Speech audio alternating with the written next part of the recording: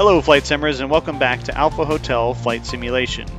Flight Simulator makes a great platform for practicing real-world pilot skills and is an awesome way to explore our world virtually. But let's be honest.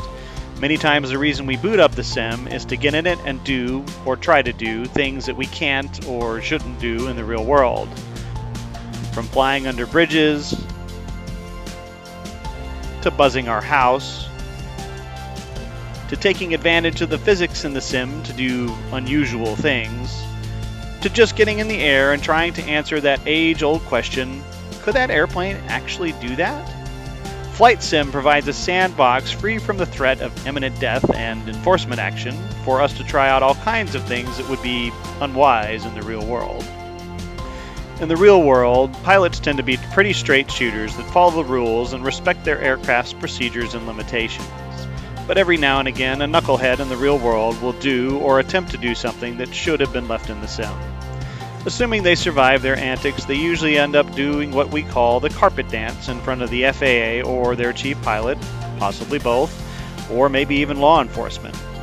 While they're busy cutting their rug, the rest of us just shake our heads, possibly chuckle a little bit, and remark on how they were doing stupid pilot tricks.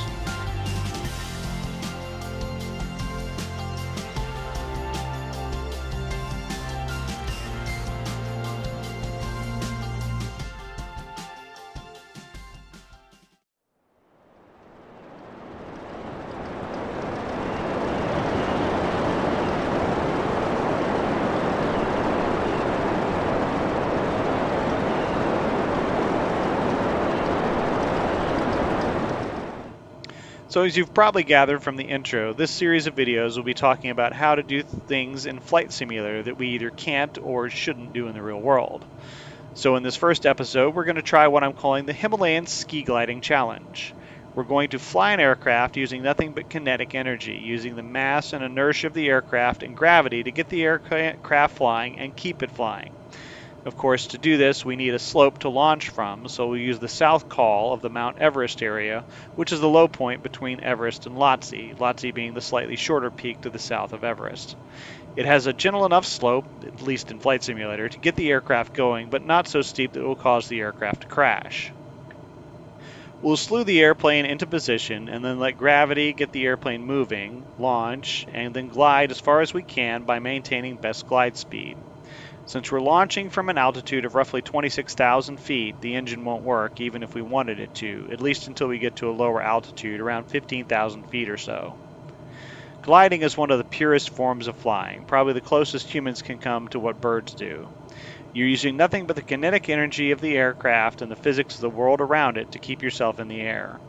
By launching from a high spot like this, using our best glide speed, and flying towards lowering terrain, you can keep the aircraft airborne for a long time and fly a significant amount of distance. How long and how far depends on the aircraft you use, and we'll talk a little bit more about that later in the video. For starters, we'll try out the Cessna 172 and see how it does. We'll use the one with skis for a little bit of a Himalayan alpine flavor. Okay, so as far as setting up the flight, we will work from left to right, just like we always do for the aircraft selection. We're going to go with the Textron Aviation Cessna 172 will do the G1000 edition, and we'll do the one that is on skis to give ourselves a little bit of an alpine flavor. The other thing we want to look at is weight and balance, and really leaving it as what's in a default is fine. I would put a little bit of fuel on the airplane. I wouldn't go with zero fuel, even though it'll give you a lighter weight. And the reason is that it's very difficult to glide to a landing in the 172 in this scenario. You won't have enough range with your gliding to get to an airport, so that won't be an option. And most of the valleys that you can glide down into are very narrow and have very limited options for actually setting down as far as flat areas that are long enough to put a 172 in that are open and don't have any trees that you're going to run into.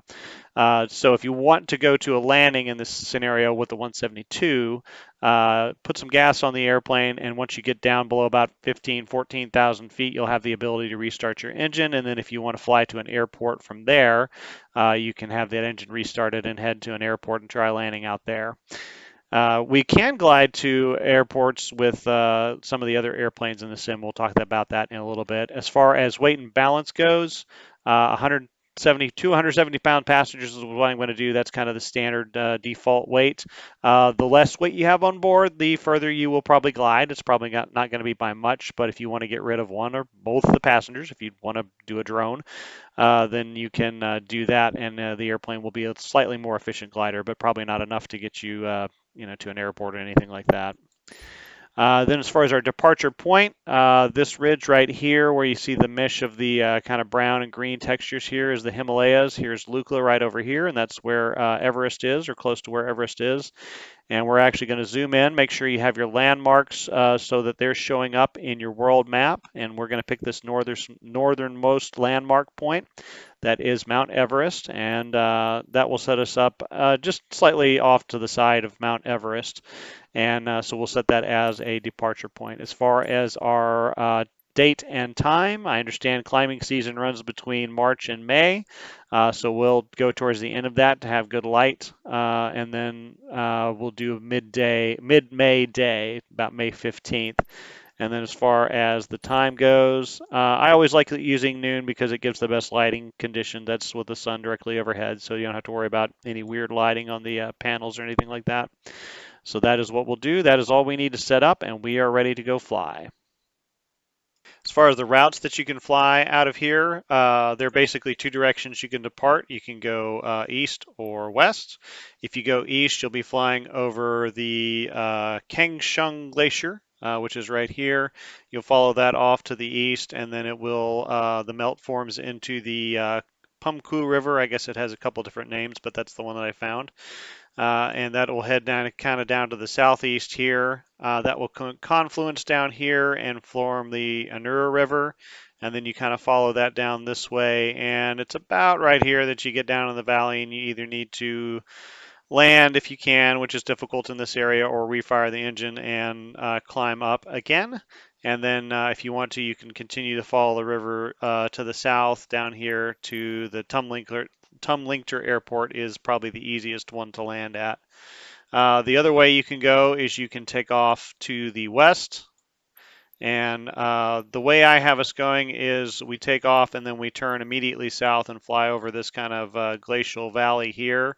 But if you wanted to, you could actually fly due west and then turn south and follow the Khumbu Glacier.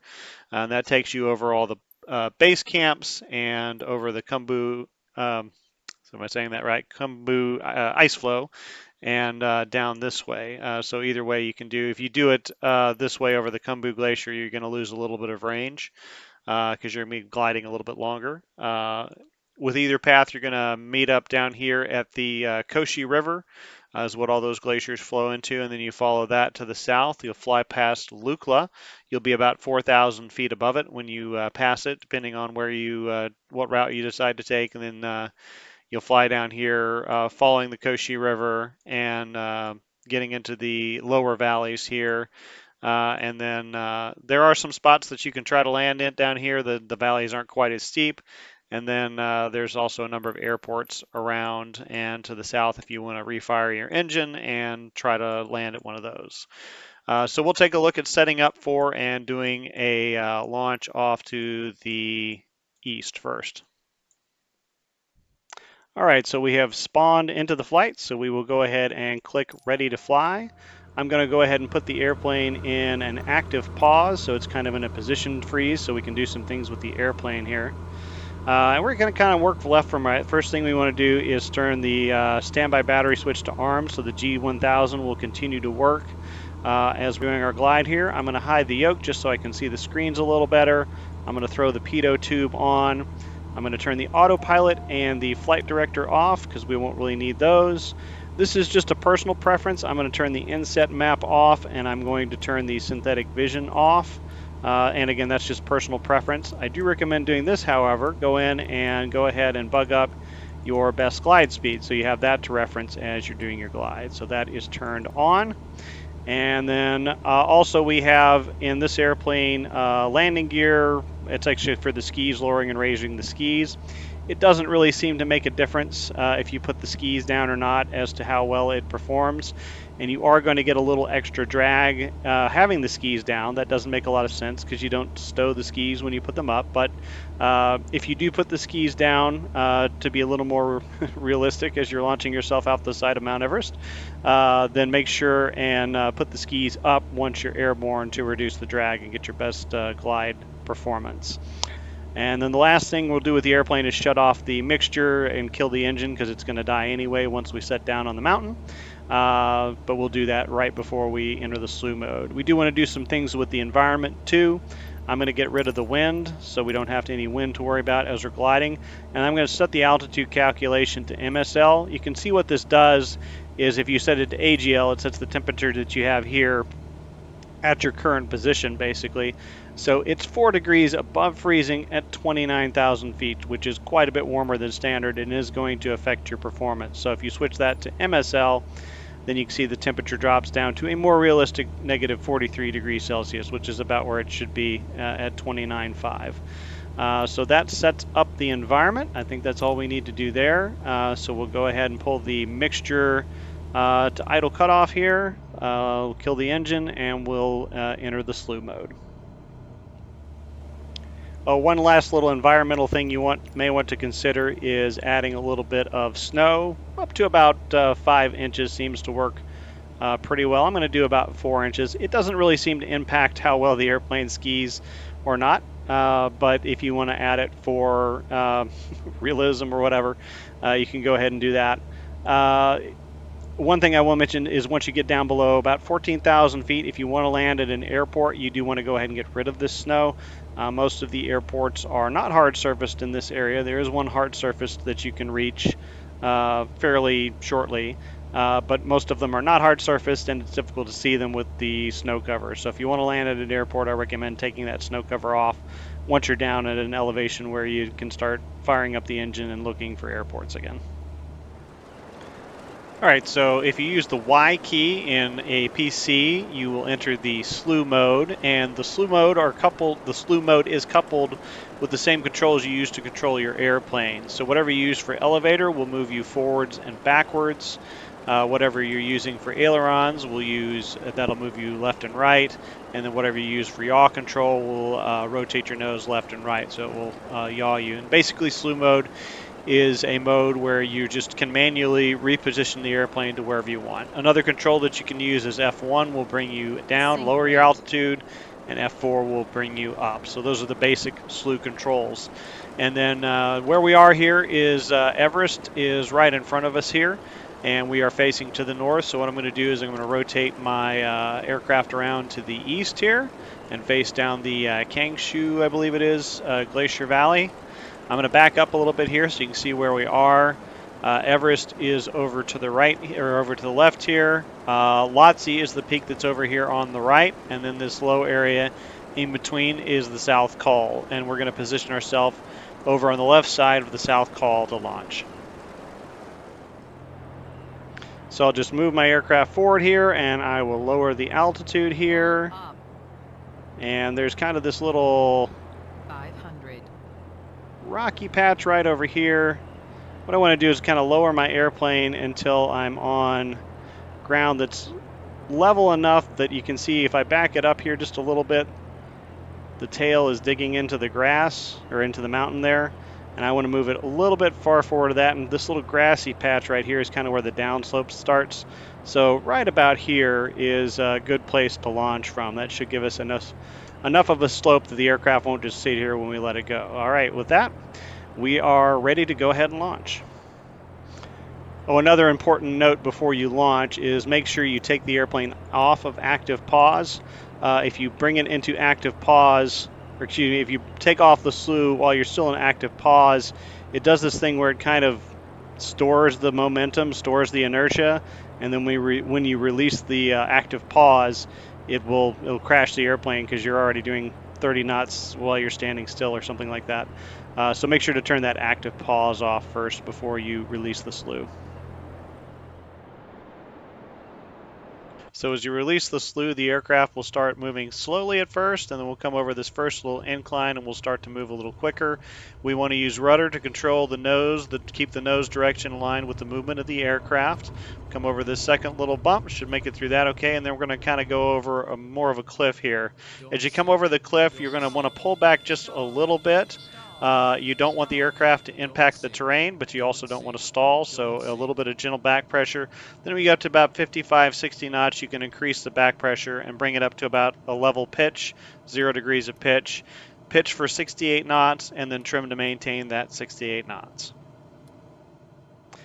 And there you have it. We are gliding down from an altitude of about 25,000 feet. And just pitch to maintain best glide, trim it out for best glide, and enjoy the ride. Don't forget to look around and enjoy the scenery.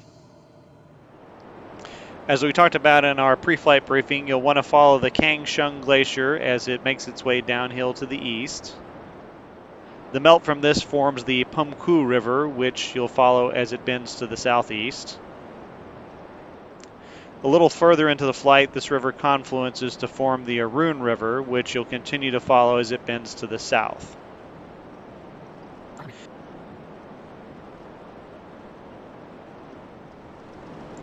Again, the valleys along this route are very steep and narrow, so gliding to a landing along this route is going to be difficult. Your best bet is to fire up the engine when you get down to between 7,000 and 6,000 feet, climb up a little bit, and then continue to follow the river for about 25 or 30 miles to the south to Tumlingtur Airport if you want to fly to a landing. The identifier for Tumlingtur is VNTR, or Victor November Tango Romeo. It sits in a nice open valley. It sits at about 1,300 feet elevation, and it has a nice 4,600 foot hard surface runway to land on. About the only problem it has is that in Flight Simulator, there's a big honking tree at the approach end of the runway that you'll have to fly over. Another option, if you want to go somewhere other than Tumlingtur, is Taplehung Airport, which is about the same distance as Tumlingtur Airport is from your final position where you end up. It is going to be a little more challenging a flight. You're actually going to have to climb up to a higher altitude to get over. There's kind of higher elevation terrain between the point you finish up and Taplehung. It is also a higher elevation airport. It actually sits on the top of a hill at 7,900 and 3,600 feet. The runway is shorter at 3,230 feet, and it is not a hard surface runway. It looks like a dirt runway or a gravel runway of some kind. So it's a little more challenging, but if you want a different option, that's an option for you. There's also obviously quite a few airports off over to the west over here. We'll talk about those more when we get into the western route. So with positioning for the launch to the west, what we want to do is we're going to scoot over here to the east so we can see it. And then we will turn our nose around to the west. And we're actually going to launch off kind of this taller hill on the way up to Lhotse here.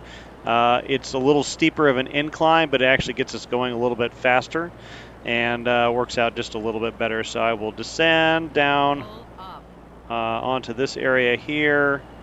Right about here is where we want to go, just on the edge.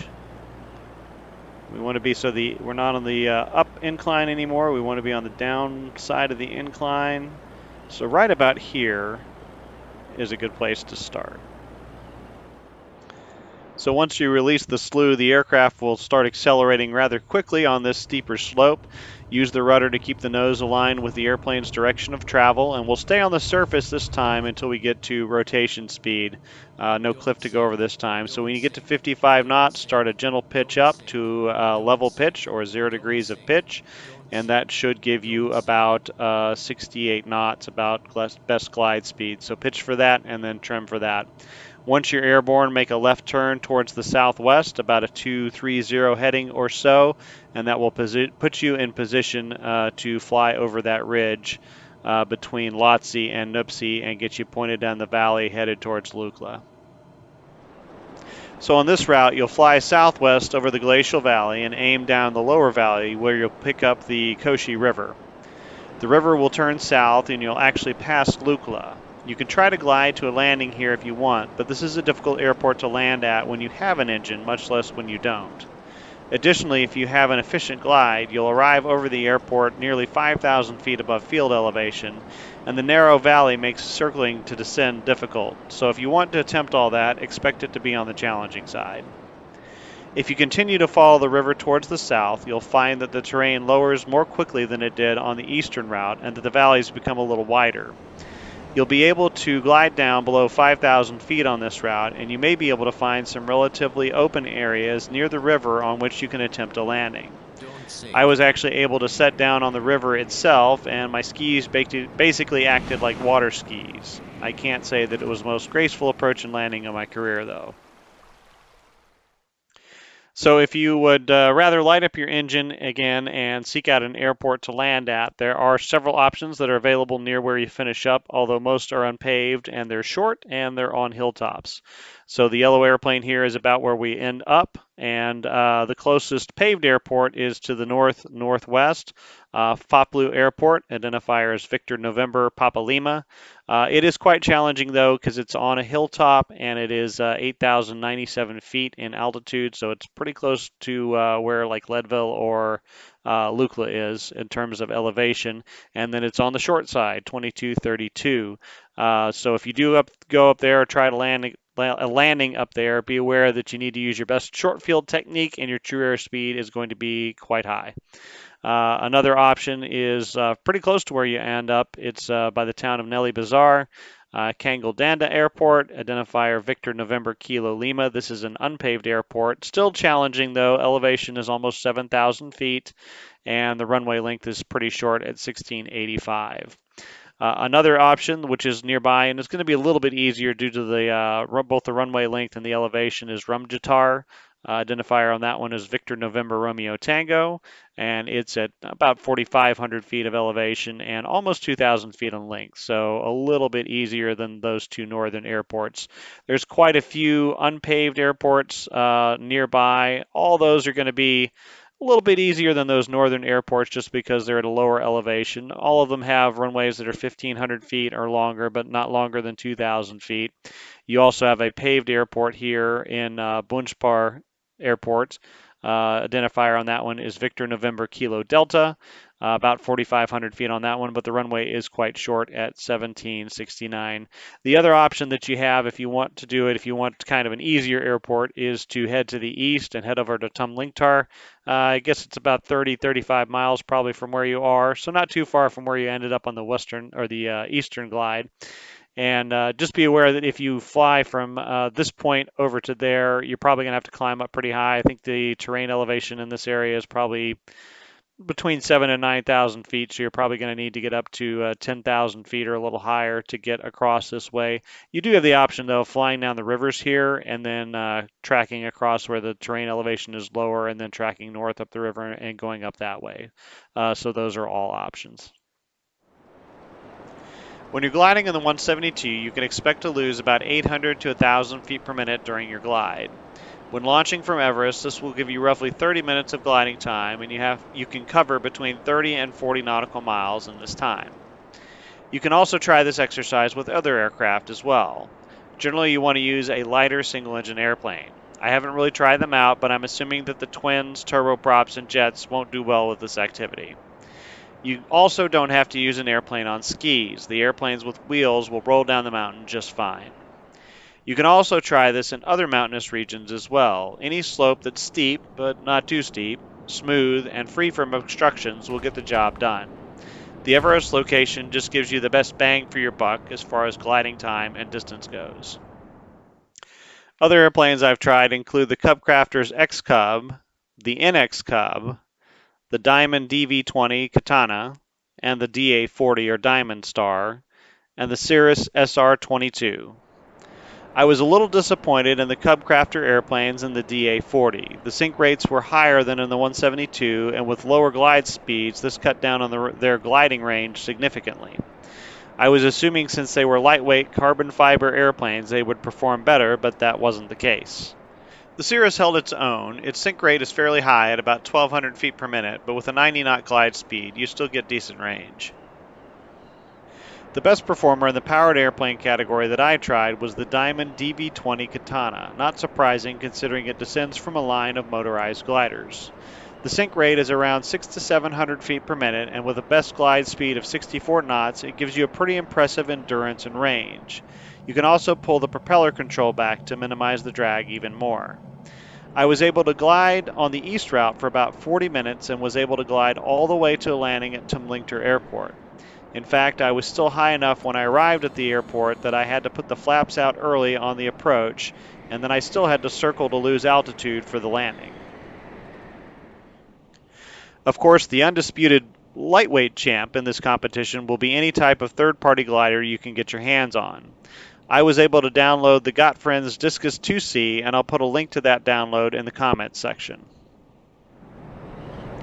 So we want to position the glider in a slightly different position for an east launch than we do with the aircraft. We position the aircraft in this little dip in the south call. The glider doesn't like that. It seems to crash every time when you release the slew, so we're going to put it up here on this pinnacle. It seems to do a little better over there. Incidentally, this is the area that we launch the aircraft from for the west launch. So we'll put it right down here, and you want to try to put it right at the very top of the pinnacle and just slightly over, actually.